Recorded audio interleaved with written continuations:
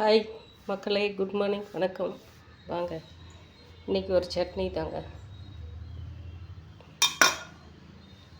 சின்ன வெங்காயம், தேங்காய் ஒரு 10, பூண்டு, தக்காளி 2 பெரிய தக்காளி கட் பண்ணி வச்சுருக்கிறேன், கொத்தமல்லி இலை, கருவேப்பிலை கொஞ்சோண்டு இருக்குது, கருவேப்பிலை இருக்குது, எடுத்துக்கலாம். நான் உங்களுக்கு காட்டுறதுக்கோசரம் வச்சுருக்கிறேன். இது வெங்காயம் நறுக்கி நம்ம தோசைக்கு போட்டுக்கலாம். அந்த மாதிரி தேவையாக இருந்தால் எடுத்துக்கலான்னு உரிச்சு வச்சுருக்கிறேன். தக்காளி எக்ஸ்ட்ரா எடுத்து வச்சேன்.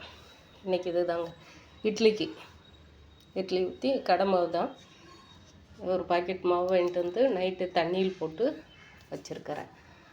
அது கொஞ்சம் புளிக்காமல் இருக்குன்னு சொல்லிட்டு சரி டக்குன்னு காலையில் நைட்டு ஊற போட்டு காலையில் செய்கிறதுக்கு கொஞ்சம் இதாகணும்னு சொல்லிட்டு விட்டேன். கொஞ்சம் வேலை இருந்து சுண்டைக்காய் வாங்கினது நைட்டு கழுவி எடுத்து வச்சுருக்கிறேங்க.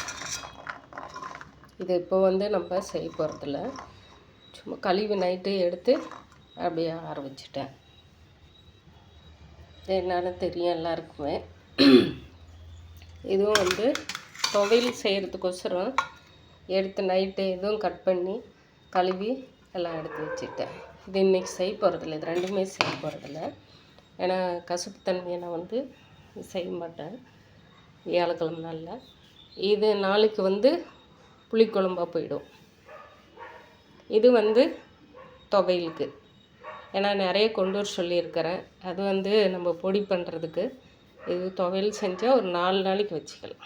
ஏன்னா கொஞ்சோண்டு புளி போட்டு நிறைய எண்ணெய் போட்டு தாளித்து நம்ம தொக்கு மாதிரி வச்சுட்டோம்லான்னா அது ஒரு வாரத்துக்கு கூட வச்சுக்கலாம். ஏன்னா நம்ம ஒண்டி தானே, டெய்லியும் நம்ம எடுத்துக்கூடாது.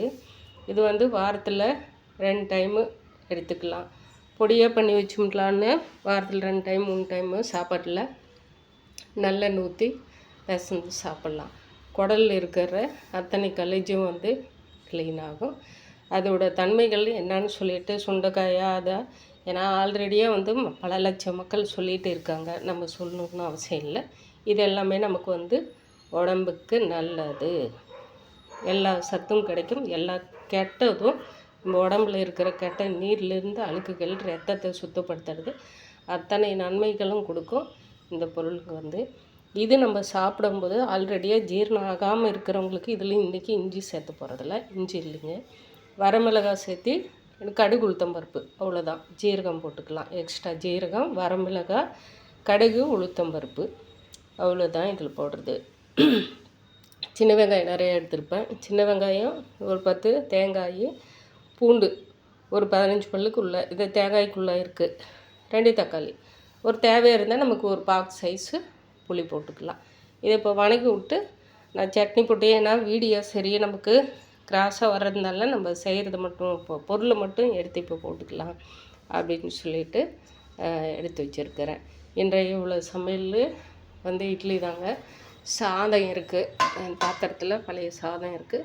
அது மத்தியானத்துக்கு பாருங்கள், தயிர் நைட் சாப்பிட்லான்னு கட் பண்ணேன், மோர் மாதிரி சாப்பிடல, கட் பண்ணி வச்சு தான் அப்படியே தண்ணியில் போட்டு வச்சுட்டேன். அது மத்தியானத்துக்கு இன்றைக்கி எடுத்துகிட்டு போயிடுவேன்.